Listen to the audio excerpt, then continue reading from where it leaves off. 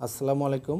আজকে আমি ওয়েবসাইটের মাধ্যমে কিভাবে সিম্পল পদ্ধতিতে পরীক্ষার প্রশ্ন করতে হয়, পরীক্ষার প্রশ্ন করে পরীক্ষা নিতে হয় এই সম্পর্কে একটি ভিডিও দিচ্ছি। ভিডিওটা অবশ্যই দেখবেন। এখানে আমার ডিসপ্লেতে একটি কুইজ মেকার দেখা যাচ্ছে, যে রয়ভিলা কুইজ মেকার। এখানে একটি কুইজ মেকার দেখা যাচ্ছে, রয়ভিলা কুইজ মেকার। এখন সবাইকে তো প্রতিদিন একদিন না একদিন করে প্রশ্ন করতে হবে। যার যেদিন পরীক্ষার প্রশ্ন করার দায়িত্ব পড়বে, আমি তাকে এরকম একটা লিঙ্ক তাকে মেসেজ করে দিয়ে দিব।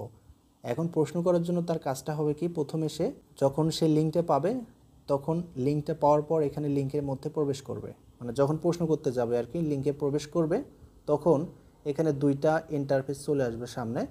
একটা হচ্ছে স্টুডেন্ট প্যানেল আর একটা হচ্ছে অ্যাডমিনের জন্য একটা অপশন থাকবে এখানে। আমরা তো প্রশ্ন করব, তাহলে প্রশ্ন করার জন্য অ্যাডমিনে ক্লিক করতে হবে। অ্যাডমিনের এই যে ঘর, এই ঘরটা ক্লিক করতে হবে। তারপর যখন ক্লিক করব তখন এখানে enter admin password, enter admin password নামে একটা এখানে পাসওয়ার্ড চাইবে। এখন যখন আমি আপনাকে পরীক্ষা দেওয়ার জন্য লিঙ্কটা দিয়ে দিব, তখন তার সাথে সাথে আপনার যে অ্যাডমিন পাসওয়ার্ড, সেই পাসওয়ার্ডটাও আমি বলে দিব। সেই পাসওয়ার্ডটা দিয়ে আপনি এখানে লগ ইন করবেন। ধরেন এখন একটা লিঙ্ক আমি দিয়ে দিচ্ছি, এই লিঙ্কটার পাসওয়ার্ড হচ্ছে 0101। এখন আমরা এই পাসওয়ার্ডটা দিয়ে লগ ইন করলাম। এখন এরকম একটি ইন্টারফেস চলে আসবে। একদম ফোনের বাম সাইডে উপরের দিকে দেখুন একটা এই যে 3 ডট একটা চিহ্ন আছে, আমাদের কাজ হবে সেখানে ক্লিক করা। আমরা ওখানে ক্লিক করলাম। ক্লিক করার পর অ্যাড কোশ্চেন নামে একটি অপশন এখানে আমরা দেখতে পাচ্ছি 2 নাম্বারটাতে, এখানে আমরা ক্লিক করব। তারপর এখানে আপনি প্রথমে যে বড় ফাঁকা ঘরটা দেখা যাচ্ছে, এখানে আপনি প্রশ্নটা লিখবেন। এরপর অপশন আছে 1 2 3 4 5টা পর্যন্ত অপশন, এবং নিচে এক্সপ্লেনেশন, অর্থাৎ আপনি প্রশ্নের ব্যাখ্যাও আপনি দিতে পারবেন। তাহলে এখানে প্রথমে যে কাজটা হচ্ছে, ধরেন আমরা একটা প্রশ্ন করে দেখাই যে সংবিধানের অনুচ্ছেদ কতটি।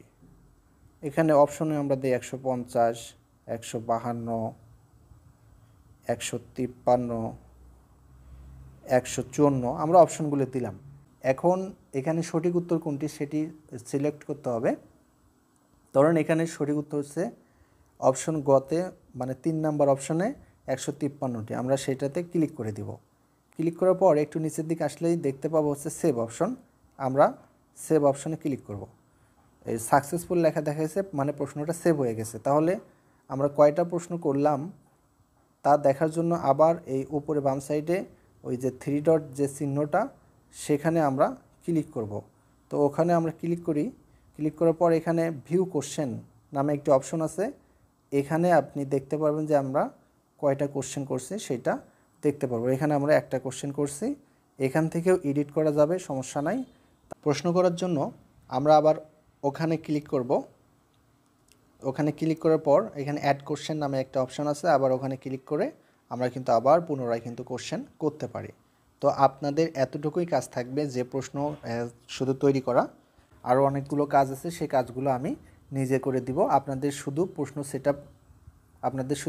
সেট আপ করা, এই কাজটাই শুধু করবেন, ঠিক আছে?